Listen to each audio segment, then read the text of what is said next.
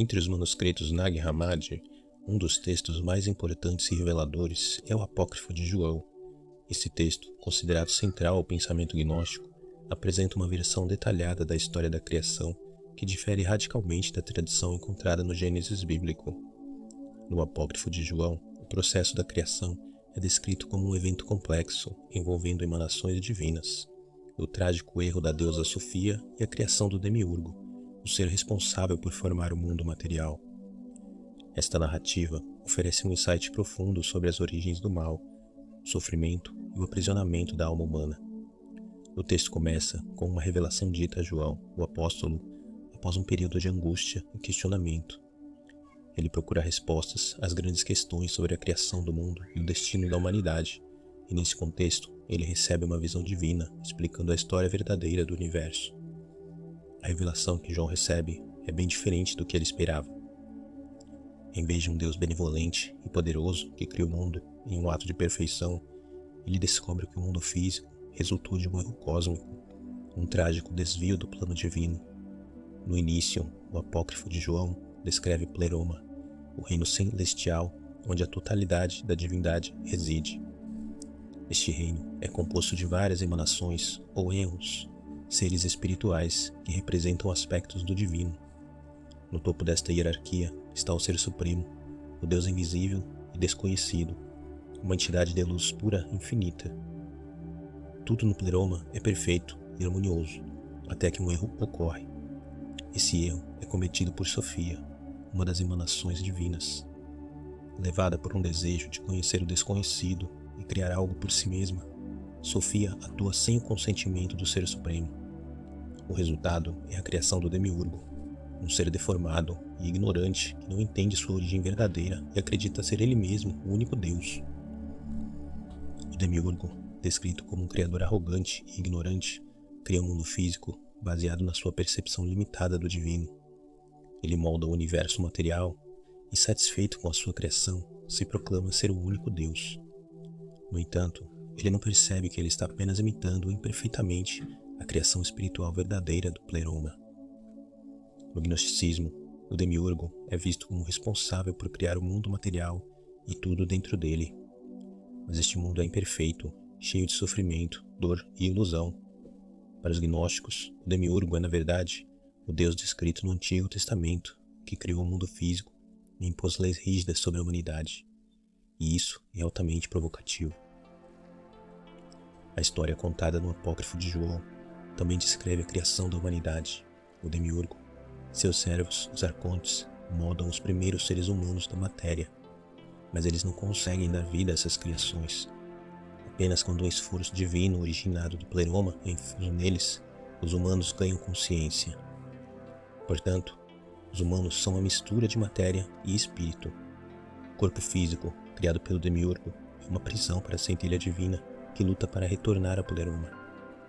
Este dualismo entre corpo e espírito é um dos temas centrais do gnosticismo. Para os gnósticos, o verdadeiro ser humano não pertence a este mundo material, mas ao reino espiritual.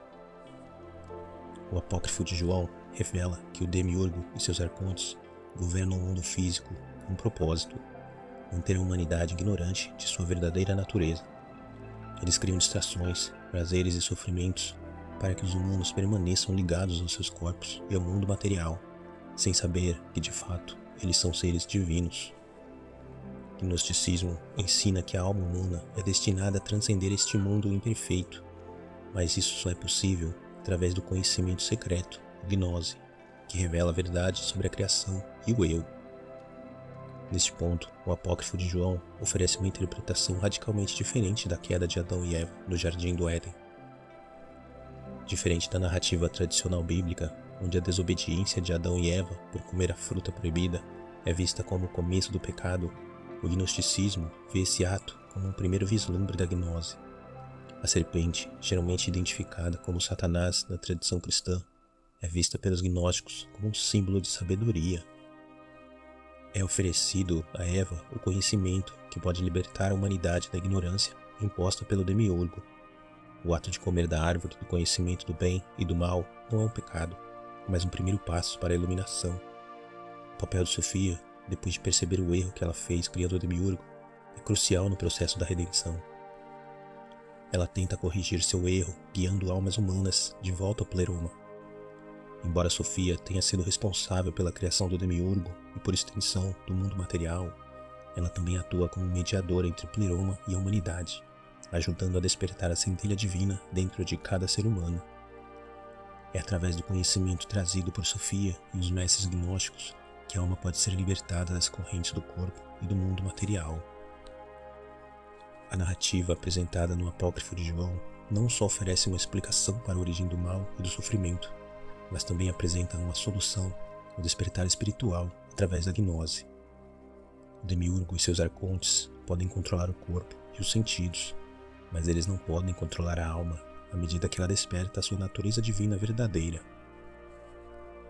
O conhecimento que liberta a alma da prisão material é o maior segredo contido nos textos.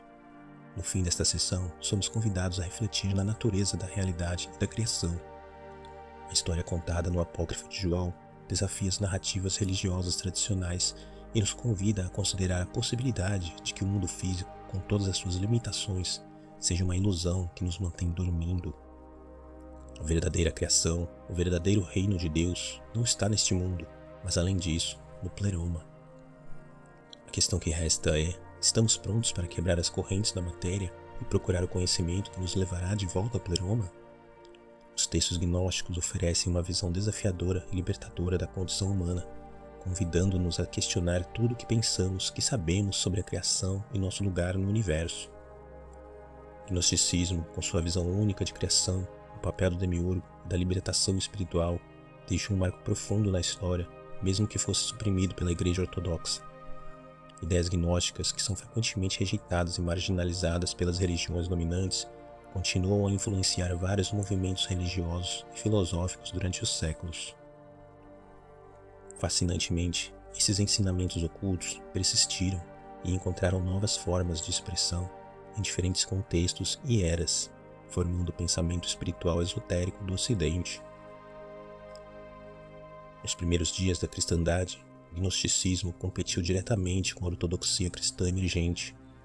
Muitos estudiosos acreditam que as correntes gnósticas surgiram quase paralelamente à cristandade ortodoxa, compartilhando algumas das mesmas escrituras e figuras fundamentais como Jesus Cristo. No entanto, a teologia gnóstica se diferenciou em aspectos fundamentais, como a visão de um Deus transcendente e desconhecido e a interpretação do papel de Jesus como um revelador de conhecimento, ao invés de um redentor através do sacrifício na cruz. Estes ensinamentos radicais foram vistos como heréticos, levando à exclusão deles do cânone cristão e à perseguição dos gnósticos. A perseguição dos gnósticos foi intensa durante os primeiros séculos da cristandade. A Igreja Ortodoxa, querendo consolidar seu poder e definir uma doutrina unificada, considerava o gnosticismo uma grande ameaça. Textos como aqueles encontrados em Nag Hammadi foram apontados como heréticos, e muitos de seus seguidores foram perseguidos, suas escrituras destruídas ou escondidas. O bispo Irineu de Lyon, no século II, era um dos críticos mais ferozes, dedicando muito de sua obra contra as heresias, refutando as doutrinas gnósticas. Ele via os gnósticos como uma grave ameaça à coesão da Igreja e ao desenvolvimento de uma teologia cristã unificada. No entanto, apesar dos esforços para erradicar o gnosticismo, suas ideias sobreviveram e reapareceram em várias formas ao longo dos séculos. Eles tentaram eliminar o gnosticismo, mas suas ideias, assim como a centelha divina desperta, não morrem. Uma das primeiras manifestações dessa influência pode ser vista no pensamento neoplatônico, que floresceu em Alexandria e outras partes do Império Romano durante os primeiros séculos da era cristã. Embora o neoplatonismo não fosse diretamente gnóstico, ele compartilhou algumas preocupações, como o dualismo entre o mundo material e o mundo espiritual, bem como a busca pelo conhecimento interno como um meio de libertar a alma. Plotino, um dos maiores filósofos neoplatônicos, até criticou o gnosticismo, mas suas ideias sobre a emanação do On e a busca pela unidade com o divino ecoaram aspectos do pensamento gnóstico. Outro movimento importante, influenciado pelo gnosticismo, foi a Cabala judia, que se desenvolveu na Idade Média. A Cabala também lida com a jornada da criação do universo e o papel de emanações divinas Sefirot, e o objetivo final da alma humana de voltar à sua fonte divina. Enquanto não uma réplica direta do gnosticismo, a Cabala compõe muitos temas similares, como o dualismo espiritual, o conceito do conhecimento esotérico e o papel central da sabedoria Hukma na criação e na redenção. Durante a Idade Média, ideias gnósticas também ressurgiram nas seitas heterodoxas cristãs, como os cátaros, no sul da França. Os cátaros, uma comunidade cristã considerada herética pela Igreja Católica, acreditavam em uma cosmologia dualista, similar à dos gnósticos. Eles viram o mundo material como a criação de uma força maligna e a salvação viria com a libertação do corpo e do mundo físico. Como os gnósticos, os cátaros rejeitaram muitas das instituições eclesiásticas e rituais e seu ênfase em conhecimento espiritual os trouxeram em conflito direto com a Igreja Católica, levando a sua brutal e violenta perseguição durante as Cruzadas. Na Renascença, com o crescimento do interesse em textos antigos, esotéricos, o gnosticismo experimentou uma espécie de reavivamento intelectual. Filósofos como Marcílio Ficino e Giovanni Pico della Mirandola tentaram combinar as leituras do neoplatonismo, cabala e gnosticismo para desenvolver uma filosofia ampla e inclusiva. Embora muitos desses pensadores não se identifiquem como gnósticos, suas ideias sobre divindade, o papel do conhecimento esotérico e a busca pela unidade com o divino refletem as principais preocupações do pensamento gnóstico. Com o surgimento da modernidade, o gnosticismo continuou a influenciar a espiritualidade ocidental, particularmente nos movimentos esotéricos e ocultos dos séculos XIX e XX. A Sociedade Teosófica, fundada por Helena Blavatsky, incorporou muitos elementos gnósticos em suas leituras, particularmente a ideia de que o mundo físico é uma ilusão e que o conhecimento espiritual verdadeiro pode ser alcançado através da busca interior. Movimentos como o rosacrucianismo e a maçonaria também incorporaram elementos de pensamento gnóstico, especialmente em relação à procura da verdade escondida e o papel da sabedoria na libertação espiritual. No século XX, com a descoberta dos manuscritos de Nag Hammadi, houve um renascimento acadêmico e espiritual no interesse do gnosticismo. Em toda a história, o gnosticismo continua a inspirar aqueles que procuram respostas às grandes questões da existência. Embora frequentemente marginalizado e suprimido, seu apelo profundo para a necessidade humana para autoconhecimento, transcendência e despertar espiritual nunca desapareceu completamente.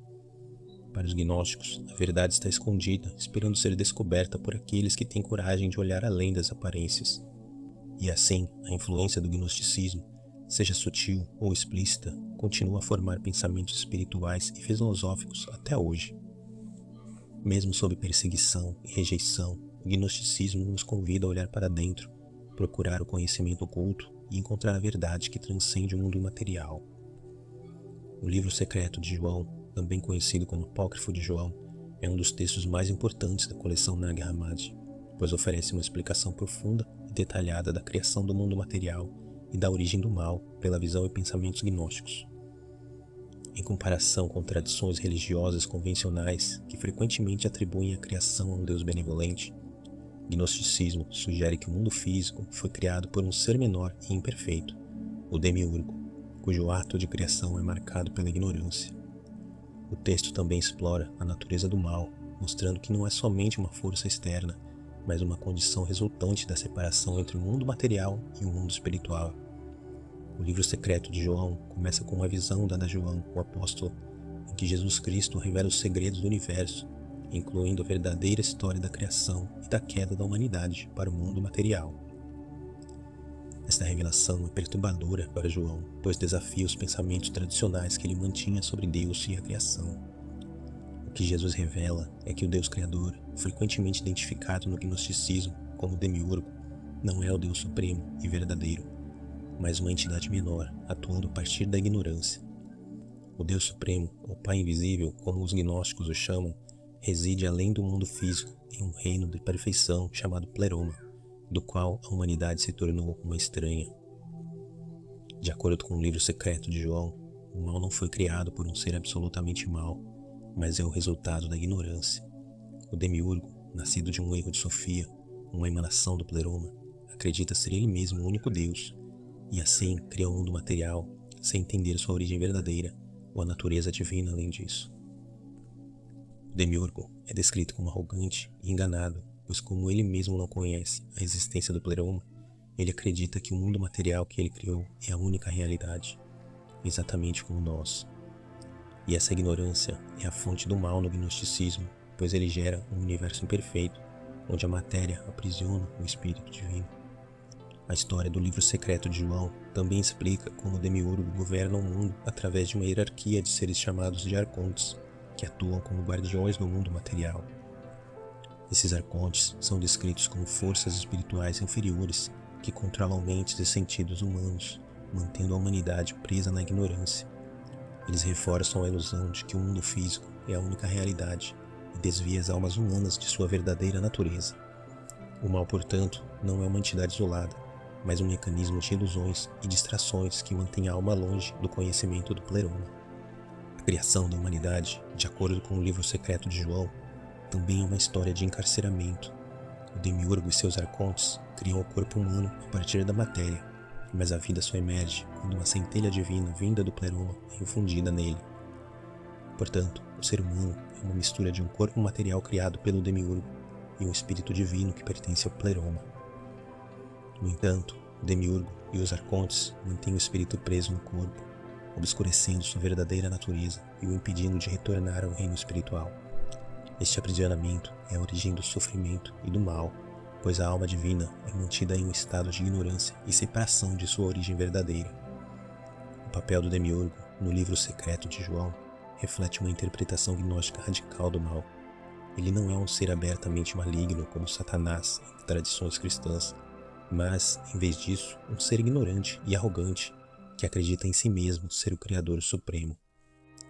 O Demiurgo, portanto, representa o mal como uma condição de ignorância, em que as almas são mantidas longe do conhecimento verdadeiro e da realização espiritual. No gnosticismo, o mal é a escuridão espiritual que previne a humanidade de vir além do mundo material e procurar o Pleroma, a verdadeira realidade divina. Sofia, a figura que comete o erro de criar o Demiurgo, tem um papel ambíguo na cosmologia gnóstica. Ela representa a sabedoria divina, mas também a queda do espírito no mundo material. Seu erro de agir sem o conselho do Pai Invisível resulta na criação de um ser imperfeito, o Demiurgo, que de volta gera o mundo físico. No entanto, Sofia também busca corrigir seu erro, ajudando a guiar os espíritos de volta ao Pleroma. Ela atua como um intermediário entre o mundo material e o mundo espiritual, oferecendo esperança de redenção para aqueles que procuram o verdadeiro conhecimento. A redenção no livro secreto de João vem através do conhecimento, ou gnose, que revela a verdadeira natureza da realidade e do ser humano. O conhecimento gnóstico libera a alma da prisão do corpo e do mundo material, permitindo que ela volte ao Pleroma. O mal, então, é superado não através de ações externas ou de rituais, mas através do despertar espiritual que dissolve a ilusão da matéria e revela a unidade do espírito com o divino. Esse processo de libertação é descrito como um caminho interior, onde a alma deve reconhecer sua natureza verdadeira e se libertar das ilusões impostas pelo Demiurgo e seus arcontes. O livro secreto de João também oferece uma explicação alternativa para a queda de Adão e Eva, descrevendo-a não como um pecado, mas como o começo da busca pelo conhecimento. O Demiurgo, ao criar Adão, tenta mantê-lo em um estado de ignorância, mas Sofia e os outros seres divinos intervêm, permitindo que o esforço divino dentro de Adão se desperte. Esse despertar é simbolizado pela árvore do conhecimento que dá a Adão e a Eva o poder de discernir a verdade sobre o mundo material e seu estado de prisão. A queda nesse sentido não é uma punição divina, mas o primeiro passo em direção à libertação. A história gnóstica da criação, como apresentada no livro secreto de João, é uma poderosa metáfora para a condição humana. Ela descreve um universo onde o mal surge da ignorância e onde a matéria e o espírito estão em constante tensão. No entanto, a libertação está sempre ao alcance para aqueles que procuram conhecimento. Para os gnósticos, o mal não é um destino final, mas uma condição temporária que pode ser superada através da gnose. A chave para essa libertação é o reconhecimento de que o mundo material é uma ilusão e que a verdadeira realidade está no Pleroma, a fonte divina de toda a existência. Na visão gnóstica, o mal pode ser superado não por meio de luta externa, mas por meio de uma compreensão profunda da natureza do universo e da nossa própria divindade interior. Embora os manuscritos de Nag Hammadi tenham sido escritos há quase 2 milênios, seu conteúdo ressoa profundamente no mundo de hoje, em uma era marcada pela busca por significado, autoconsciência e espiritualidade individualizada. Os ensinamentos gnósticos encontraram um novo público, ávido por respostas que transcendem as estruturas religiosas tradicionais. A sabedoria escondida nesses textos continua a oferecer inspirações poderosas para a condição humana. A natureza da realidade e a possibilidade de despertar espiritual sob as complexidades do mundo moderno são um verdadeiro desafio. Uma das razões pelas quais os textos Nag Hammadi são tão relevantes hoje em dia é a sua ênfase na busca do conhecimento da verdade. No gnosticismo, a salvação não vem do exterior, mas do interior. Em um mundo em que as pessoas são cada vez mais insatisfeitas com respostas simples e soluções externas, a ideia de que o conhecimento interno é a chave para a libertação espiritual ressoa com práticas contemporâneas como a meditação, atenção plena e exploração psicológica profunda. A mensagem gnóstica de que cada ser humano tem uma centelha divina dentro e que a realização verdadeira só pode ser alcançada através do autoconhecimento tem um significado particular em tempos em que muitos procuram maneiras de transcender o materialismo. Além disso, os manuscritos Nag Hammadi falam diretamente ao espírito de questionamento que caracteriza o mundo moderno. O gnosticismo, com sua posição crítica em relação ao mundo material e as autoridades religiosas, convida as pessoas a não aceitar o que é imposto neles sem reflexão. Em um tempo em que instituições, sejam religiosas, políticas ou sociais, são questionadas e desafiadas, a visão gnóstica de que o mundo material é uma ilusão controlada por forças que nos mantêm dormindo parece especialmente relevante. Para os gnósticos, a realidade percebida é somente uma prisão para o espírito e a única maneira de escapar é procurando a verdade além das aparências. Os textos gnósticos também enfatizam a importância de se reconectar com a nossa essência espiritual em um mundo em que a tecnologia, o consumismo e as constantes distrações nos afastam cada vez mais da nossa natureza interior. A sabedoria de Nag Hammadi nos lembra que o caminho para a realização espiritual não está em acumular mais coisas ou alcançar status, mas em nos libertarmos das ilusões do mundo material. O conceito gnóstico de que o mundo físico é uma prisão para a alma se alinha com uma crescente insatisfação com o materialismo e o desejo de procurar algo mais profundo e mais autêntico. A relevância dos manuscritos Nag Hammadi é também evidente nas crises globais que enfrentamos hoje. O gnosticismo avisa contra a cegueira espiritual e a ignorância, que são frequentemente considerados como as causas principais dos problemas que afetam a humanidade. Em um mundo marcado por desigualdade, degradação ambiental e conflitos incessantes, os textos gnósticos sugerem que o verdadeiro mal não é uma força externa, mas a ignorância que mantém a humanidade separada da sua natureza divina verdadeira. Libertação, de acordo com o gnosticismo, pode ocorrer apenas quando a humanidade acorda para o conhecimento de sua própria divindade e o pleroma, o reino espiritual além do mundo material. Outro aspecto importante da relevância contemporânea dos manuscritos Nag Hammadi é como eles desafiam narrativas religiosas tradicionais. Em um momento em que muitos deixam religiões organizadas em busca da espiritualidade pessoal e direta, o gnosticismo oferece a visão de Jesus como um mestre de sabedoria que revela o caminho para o autoconhecimento e libertação. Esta interpretação está em contrapeso com o Jesus da tradição cristã ortodoxa, que é considerado como um redentor externo, salvando a humanidade de seus pecados. Para os gnósticos, Jesus é um guia espiritual, oferecendo o conhecimento secreto, gnose, necessário para a salvação, não alguém que exige fé cega ou obediência. Esta visão alternativa de Jesus como mestre espiritual ressoa profundamente com as pessoas procurando uma espiritualidade mais mística e introspectiva. Nos textos Nag Hammadi, Jesus ensina que o reino de Deus está dentro de cada um de nós e que a verdadeira salvação vem da compreensão desta verdade interior. Em um momento em que as pessoas estão cansadas de dogmas rígidos e instituições religiosas autoritárias, essa mensagem de libertação pessoal encontra um público receptivo. Além da espiritualidade, os manuscritos de Nag Hammadi também inspiraram o pensamento filosófico e psicológico. Carl Jung, por exemplo, reconheceu o valor dos textos em seu trabalho sobre o inconsciente e a individuação. Para Jung, o gnosticismo forneceu um simbolismo rico para explorar a relação entre o eu consciente e o inconsciente, e a busca gnóstica pela verdade interna espelhou o processo de individuação que ele advogou. De forma similar, muitos filósofos modernos encontraram nos textos uma fonte de reflexão sobre a alienação e a existência humana e a busca por significado em um mundo aparentemente caótico e sem significado. A influência dos manuscritos Nag Hammadi também pode ser vista na cultura popular contemporânea. Filmes como The Matrix e The Truman Show usam temas gnósticos, como a ideia de que o mundo material é uma ilusão criada para manter a humanidade cega e que a verdadeira liberdade só pode ser alcançada através do conhecimento da realidade escondida. Esses filmes, entre outros, exploram a noção de que a nossa percepção da realidade é manipulada e que precisamos acordar para a verdade escondida de nós. Essa narrativa gnóstica, que ressoa com as ânsias e esperanças do século XXI, reflete a relevância permanente desses ensinamentos antigos. Finalmente, o legado dos manuscritos Nag Hammadi permanece vivo na espiritualidade moderna. Movimentos esotéricos e novas formas de espiritualidade como o neognosticismo continuam a explorar e reinterpretar os ensinamentos gnósticos no contexto contemporâneo. Esses grupos, frequentemente centrados na procura de autoconhecimento e experiência direta do divino, refletem a ênfase gnóstica no conhecimento interno como caminho para a iluminação espiritual, através de práticas como meditação, introspecção e o estudo de textos antigos. Esses movimentos mantêm o espírito do gnosticismo vivo, adaptando-o às necessidades e aspirações do mundo moderno. No final desta série, somos desafiados a refletir em nossa própria condição no mundo.